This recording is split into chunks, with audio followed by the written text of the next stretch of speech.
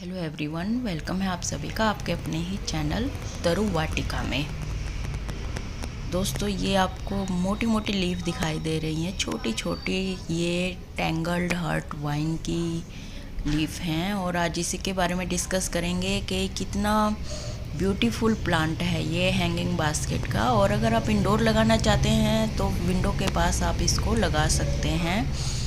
हाँ, full sunlight में इसकी पत्तियाँ ब्राउन होना शुरू हो जाएंगी क्योंकि ये सक्लेंट वाइन है, तो इसके जो लीफ हैं इसके अंदर ही पानी स्टोर होता है। तो आज इसी की केयर टिप्स आपसे डिस्कस करेंगे।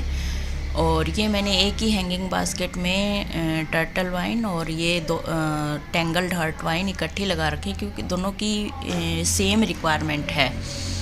इस तरह से हम मिक्स मैच करके भी लगा सकते हैं। और ये देखिए, आपको बीच में दिख रही होंगी टर्टल वाइन की लीफ। और ये मैं सिर्फ एक स्टेम लेके आई थी जयपुर से और एक इसकी लेके आई थी। तो देखिए कितनी ग्रो की हुई है, ये 3-4 पॉट में मेरे लगी हुई है। तो केयर टिप्स जानने के लिए वीडियो के एंड तक बने रहिएगा। तो स्टार्टिंग करते हैं सोयल से। सोयल इसकी बिल्कुल वेल ड्रेन होनी चाहिए। एक हिस्सा गार्डन सोयल, एक हिस्सा कोकोपीट और एक हिस्सा गोबर खाद या गोबर खाद होनी चाहिए डिकम्पोज हुई। क्योंकि वेल ड्रेन सोयल होगी तो ठीक रहेगा, क्योंकि इसकी जो रूट्स हैं वो शैलो होती हैं, ज़्यादा डीप नहीं जाती हैं।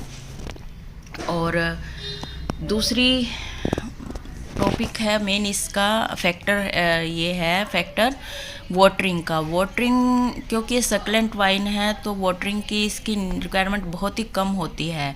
मिस्टिंग से अगर काम चलता है तो हम मिस्टिंग से भी काम चला सकते हैं, क्योंकि इससे इसके जो लीफ में शाइनिंग होती है वो सामने आती है। ये देखिए, बारिश का मौसम है तो इसके ऊपर की जो डस्ट है सब साफ़ हो चुकी है और कितना शाइन कर रही हैं इसकी लीफ। मिस्टिंग में भी आपको ऐसा ही कुछ देखने को मिलेगा। और इसमें देखिए बिल्कुल बास्केट में सोयल दिखाई भी नहीं दे रही। और फर्टिलाइज़र की बात करें तो फर्टिलाइज़र की इतनी इसको ख़ास ज़रूरत नहीं है। 1 मंथ में एक बार आप इसको फर्टिलाइज कर सकते हैं। और क्योंकि देखिए सोयल नहीं दिखाई दे रही तो आप इसको लिक्विड फर्टिलाइज़र से ही फर्टिलाइज कर सकते हैं मंथली। और जब रिपोर्ट करेंगे तब तो आप डालेंगे ही उसमें फर्टिलाइज़र। तो ऐसी कोई बहुत ज़्यादा रिक्वायरमेंट इसकी नहीं है। इंसेक्ट का अटैक मैंने इसमें आज तक देखा नहीं है। और जो इसके पत्तों की शेप है और मोटाई है उसके कारण इसको स्वीडिश आईवी भी कहते हैं, क्योंकि इंग्लिश आईवी की तरह जो पत्तों की शेप है उसकी इंग्लिश आईवी की तरह इसको स्वीडिश आईवी भी कहते हैं। एक इसका नाम पिल्लो भी है, पिलो प्लांट, क्योंकि इसके जो लीफ हैं बड़े मोटे मोटे हैं।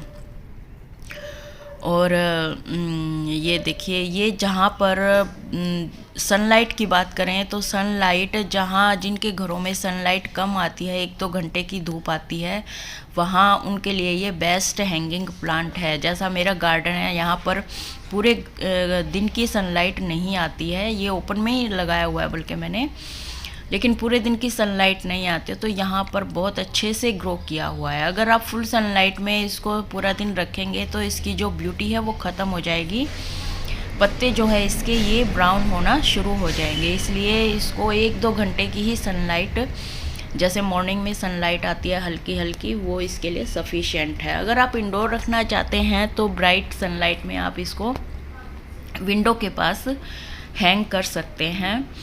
और हैंगिंग के लिए ये तो बेस्ट प्लांट है, क्योंकि ये देखिए, और बहुत ही इजी टू ग्रो प्लांट है। इसकी अगर प्रोपोगेशन की बात करें तो इसकी सिर्फ 2 इंच की जो स्टेम है वो भी लेकर हम लगाएंगे तो बहुत जल्दी रूट्स बनती हैं इसकी। बहुत जल्दी ये बास्केट में, या जो शैलो डीप होते हैं जैसे कप हो गए, बाउल हो गए, उसमें भी आप इसको ग्रो कर सकते हैं। बहुत बड़े पोट की ज़रूरत नहीं है, बहुत ज़्यादा बड़ी बास्केट की ज़रूरत नहीं है, क्योंकि इसकी जो रूट्स हैं वो शैलो ही जाती हैं, ऊपर ऊपर ही रहती हैं।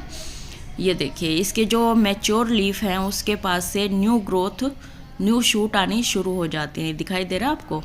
उसके जो जॉइंट होता है वहाँ पर स्टेम के ऊपर ये देखिए इस तरह से ये पूरे बास्केट को कवर कर लेती हैं और इसको ग्राउंड कवरिंग प्लांट के रूप में भी यूज कर सकते हैं। जैसे कोई भी ऐसा प्लांट है जिसकी लीफ ऊपर ऊपर रहती है, उसकी ग्राउंड कवरिंग प्लांट के रूप में आप इसको यूज कर सकते हैं, ग्रो कर सकते हैं।